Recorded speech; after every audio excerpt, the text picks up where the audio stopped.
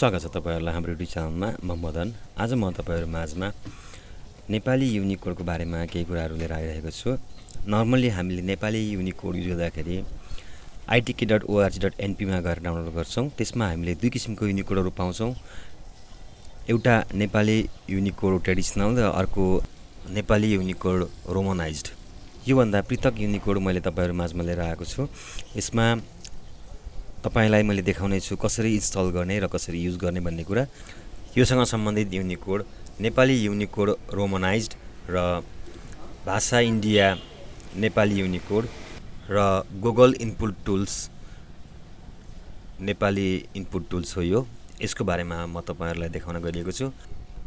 हामीले कुनै पनि युनिकोड टाइप गर्दाखेरि अथवा कुनै पनि नेपाली फन्ट टाइप गर्दाखेरि हामीलाई आइरहेको समस्या अथवा सर्टकट कीको माध्यमबाट दुईटा मात्रै की अथवा एउटा मात्रै की प्रेस गरेर नेपाली टाइप गर्नलाई सजिलो बनाउने माध्यमहरु खोजेर तपाईहरुको लागि मैले यो भिडियो तयार पारेको छु। कृपया यो भिडियो सुरुदेखि अन्त्यसम्म अवश्य हेर्नुहोला। लाइक, शेयर, सब्स्क्राइब गर्न नबिर्सनुहोला। आउन सुरु गरौँ। अब पहिलो स्टेपमा हामी युनिकोड रोमनाइज्ड नेपाली युनिकोड रोमनाइज्डको काम गर्छौं। त्यसको लागि हामीले itk.org.np मा क्लिक गरौँ र डाउनलोड भन्ने यहाँ अप्सन दिएको छ। यो डाउनलोडमा गएर क्लिक गरौँ। त्यसपछि नेपाली युनिकोड रोमनाइज्ड डाउनलोडमा गएर क्लिक गरौँ।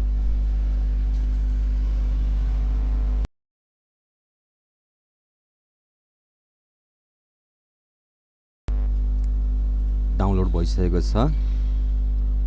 प्रपर लोकेसनको फोल्डरमा गएर क्लिक गरौँ।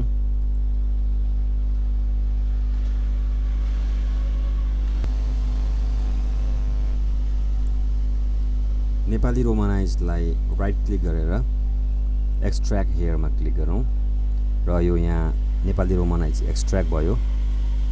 यसलाई डबल क्लिक गरौँ र सेटअपमा गएर क्लिक गरौँ। सेटअपमा यस्तो अप्सन आउँछ। यहाँ यसमा गएर क्लिक गरौँ र यो सेटअप भइसकेको छ। यसलाई हामीले क्लोजमा क्लिक गरौँ। मिनिमाइज। माइक्रोसफ्ट वर्ड खोलौँ। अब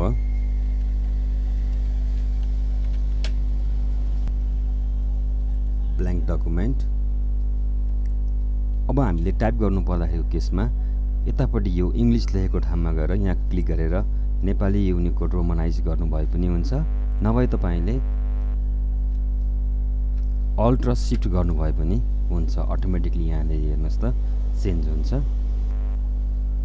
मैले यहाँ टाइप गरेँ नेपाली युनिकोड रोमनाइज्ड भयो। त्यस्तै गरेर अब यो तलपट्टिको पार्टमा मैले फेरि अल्ट र शिफ्ट प्रेस गरेँ भने इंग्लिशमा आउँछ। हेर्नुस् है। अल्ट शिफ्ट गर्दाखेरि इंग्लिश, फेरि अल्ट शिफ्ट गर्दाखेरि नेपाली। यसरी alt shift English, alt shift Nepali. यसरी हामीले नेपाली युनिकोड रोमनाइज्डलाई युज गर्न सक्छौं। अब सेकेन्ड स्टेपमा Google input tool. Google input टुलको लागि सेम केस। गुगल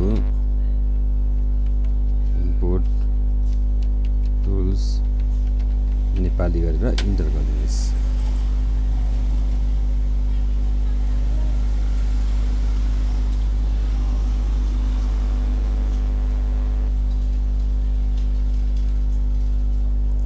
यहाँ दिन्छ Google input tools Nepali download for Nepali typing. यहाँ क्लिक गरिदिनु होला। गुगल इनपुट टुल्स नेपालीको साइट खुल्यो। यहाँ download Google input tools Nepali for Windows 32 बिट/64 बिट।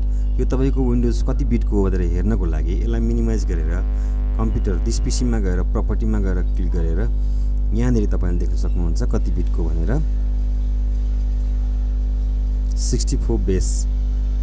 64 बिट अपरेटिङ सिस्टम दिएको छ। नभए यो पनि गर्न तपाईलाई गाह्रो लाग्यो भने यसलाई मिनि क्लोज गरिदिनुस्।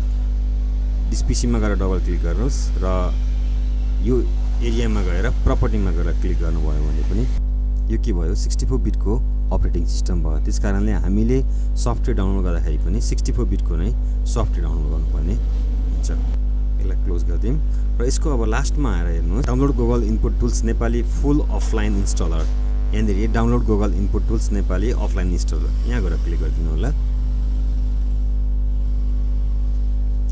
र यो डाउनलोडको लोकेसन माग्छ यसले।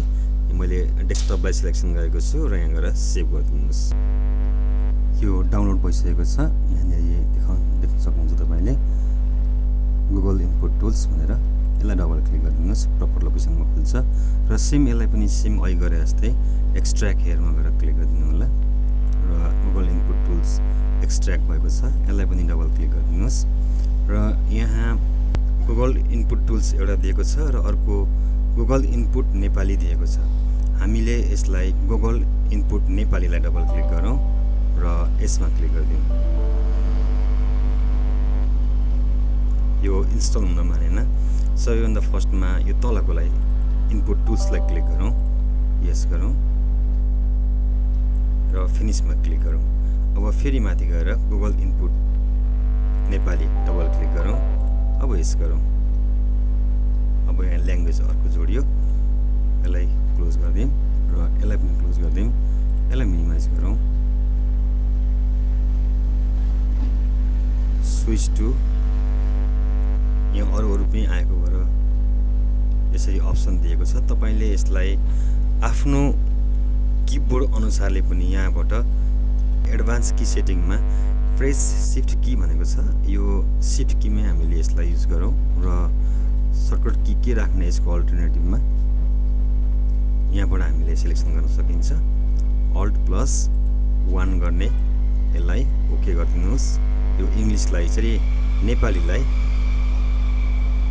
नेपाली गुगल इनपुट टुल्सलाई, यसलाई पनि सिफ्टमा जाउँ, यो सिफ्टमै छ। फेरि चेन्ज की सिक्वेन्समा गएर क्लिक गर्नु, इनेबल गरौँ र कन्ट्रोल सिद्ध अघि 1 गरिएको थियो, अब यसलाई 2 गरौँ र ओकेमा क्लिक गरौँ र नेपाली युनिकोड लेआउटलाई पनि चेन्ज गरौँ। अघि हामीले Alt+Shift गर्दाखेरि आउँथ्यो भने अब त्यसरी आउँदैन।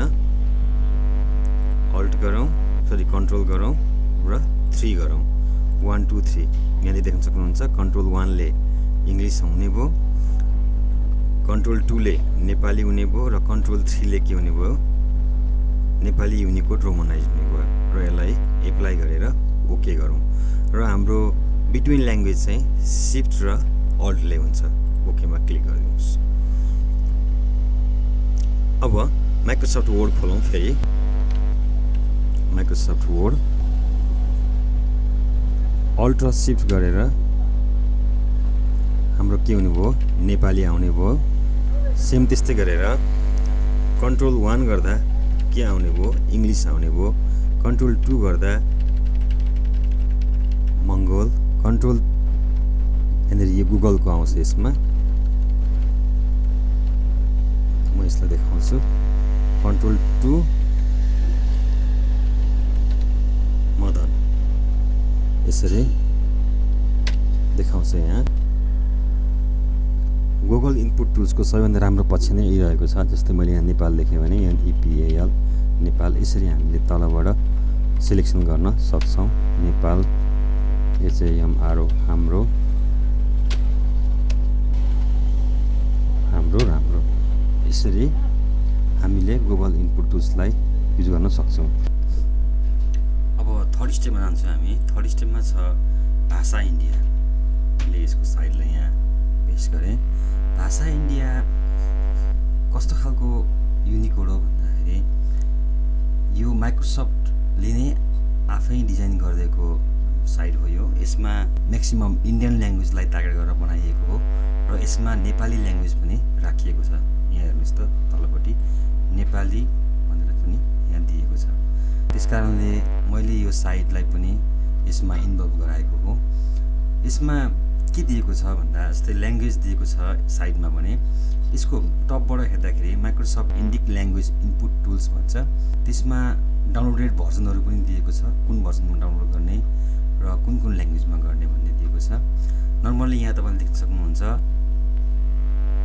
इन्डिका इनपुट 3 मा हेर्नुहोस् विन्डोज 8 32 बिट यसको लागि यो ठाउँ भयो, विन्डोज 8 64 बिट यो भयो।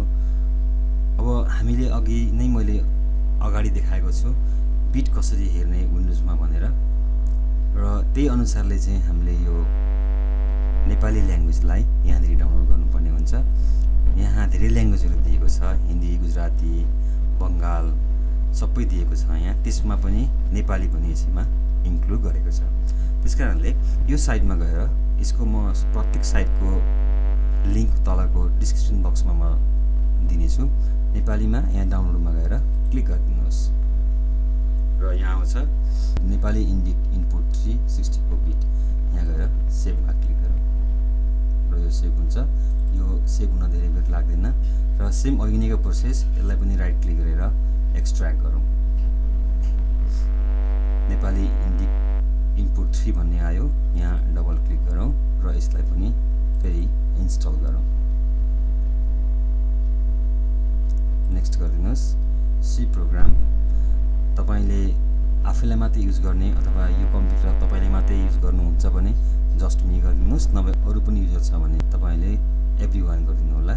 मैले अहिले यहाँ जस्ट मीमा क्लिक गरेँ र क्लिक गर्दै नेक्स्ट इन्स्टल हुँदैछ।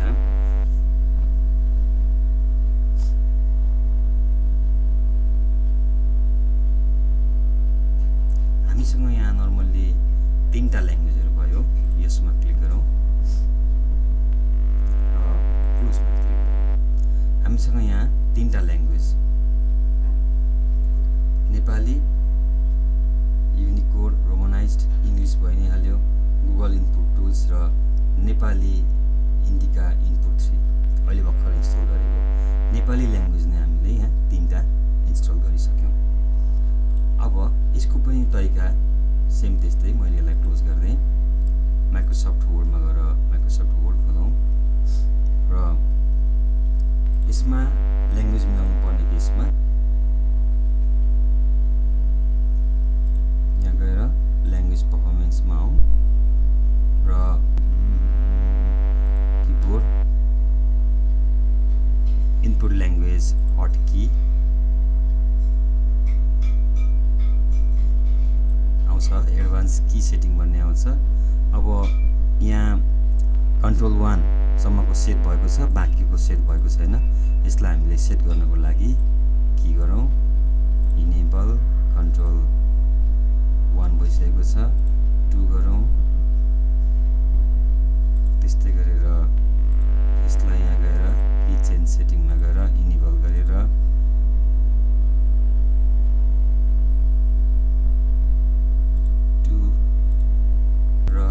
नेपाली युनिकोडको लागि इनेबल कन्ट्रोल सहित 3। ओके, ल्याङ्ग्वेज चेन्ज गर्नको लागि अल्ट प्लस शिफ्ट भयो, इङ्ग्लिस ल्याङ्ग्वेजको लागि कन्ट्रोल 1, नेपाली गुगल इनपुट टुल्सको लागि control plus 2, Nepali Indica input 3 लाई कन्ट्रोल शिफ्ट 2 र Nepali Unicode रोमनाइजलाई control 3।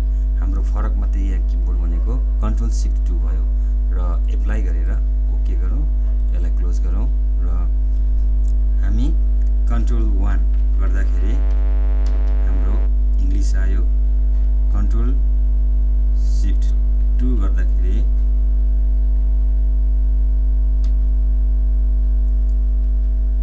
Control shift 2 गर्दा कुन आउँछ यहाँ हेरौँ, नेपाली इन्डिका इनपुट 3 भन्ने आयो। यो Nepali input Indica 3 Google tools अथवा गुगल इनपुट टुल्स जस्तै सजिलो पनि छ यो। जस्तै मैले यहाँ कुनै अक्षर टाइप गर्नु पर्यो भने त्यो अक्षरको सँगै यसले अरू कोड दिन्छ। जस्तै मैले यहाँनिर चाहिँ हाम्रो गर्नु पर्यो, यच ए, अब हा यहाँनिर ह आउँछ है, हाको लागि यच ए हा, मुरो यम। अब मुरोको लागि हेर्नु चाहिँ सजिलो छ यहाँ, मुरो हाम्रो यम ओ मो, यसरी सजिलैसँग यो इन्डिका पनि फन्ट हामीले युज गर्न सक्छौँ।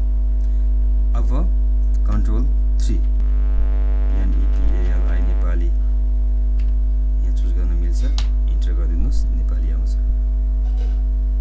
युनिकोड त भइ नै हाल्यो।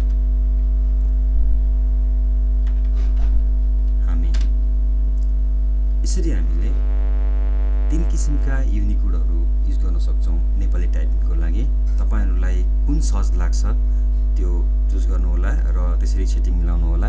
यदि तपाईसँग दुईटा मात्रै युनिकोड रोमनाइज्ड र अर्को इङ्ग्लिश मात्रै भयो भने तपाईले अल्ट शिफ्ट प्रयोग गर्नुभयो भने करस्पोन्डिङ रूपमा तपाईले काम गर्न सक्नुहुन्छ। यदि तपाईसँग धेरै अप्सन छन् साइडमा भने तपाईले त्यो अनुसार पनि ल्याङ्ग्वेज परफर्मेन्समा गएर फन्टको सर्टकट की बनाएर त्यसलाई युज गर्न सक्नुहुन्छ। धन्यवाद छ यो भिडियो हेरिनु भएकोमा।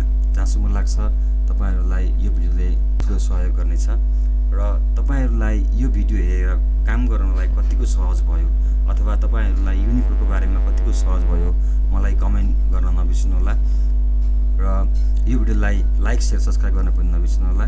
म यस्तै भिडियोहरु तपाईहरुमाझ फेरि पनि लिएर आउने छु। धन्यवाद।